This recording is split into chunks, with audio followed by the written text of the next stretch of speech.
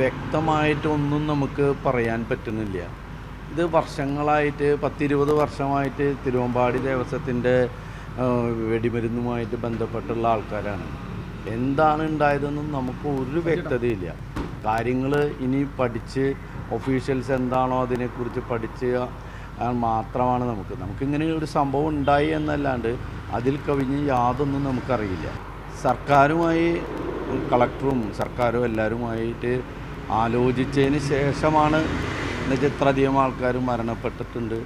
നമ്മുടെ ആഘോഷ കമ്മിറ്റിയിലെ കുട്ടികൾ മരിച്ചിട്ടുണ്ട്. അപ്പോൾ എല്ലാം കൂടി ആലോചിച്ച് പോലീസും സർക്കാരും ഒക്കെ ആലോചിച്ച് മന്ത്രിമാരൊക്കെ ആലോചിച്ചതിന് ശേഷമാണ് അടുത്തൊരു നടപടി ഉണ്ടാവുള്ളൂ. ഒരു വികാരമുണ്ട്, ജനവികാരമുണ്ട്. നമ്മൾ തിരുവമ്പാടി മാത്രമായിട്ടൊരു തീരുമാനം എടുക്കാൻ പറ്റില്ല. അപ്പോൾ എല്ലാവരും കൂടി ആലോചിച്ച് എങ്ങനെ മുന്നോട്ട് പോകണം, എന്താണ് ചെയ്യേണ്ടത് എന്നുവെച്ചാൽ പൂരത്തിന് മുന്നേ നമ്മൾ ധാരാളം മീറ്റിങ്ങുകളും എല്ലാ സേഫ്റ്റി പ്രിക്കോഷൻസ് എടുക്കണതിൻ്റെ എല്ലാത്തിൻ്റെയൊക്കെ വളരെയധികം ചർച്ച ചെയ്തിട്ടുള്ളതാണ്. അപ്പോൾ ആ ഒരു കമ്മിറ്റി ഉണ്ട്, എല്ലാവരും ഉണ്ട്, ഇരു ദേവസ്വങ്ങളുണ്ട്, ഘടകപൂരങ്ങളുണ്ട്. അവരൊക്കെ എത്രത്തോളം എന്താണ് ഇതിനെ ചിന്തിക്കുന്നതും പ്രവർത്തിക്കുന്നതെന്ന് എനിക്കറിയാൻ പറ്റില്ല. എല്ലാവരും കൂടി ആലോചിച്ച് തിരുവമ്പാടി ദേവസ്വം കൂടി ആലോചിച്ച് നമുക്ക് എല്ലാവർക്കും കൂടി ഒരുമിച്ചൊരു തീരുമാനമായിരിക്കും.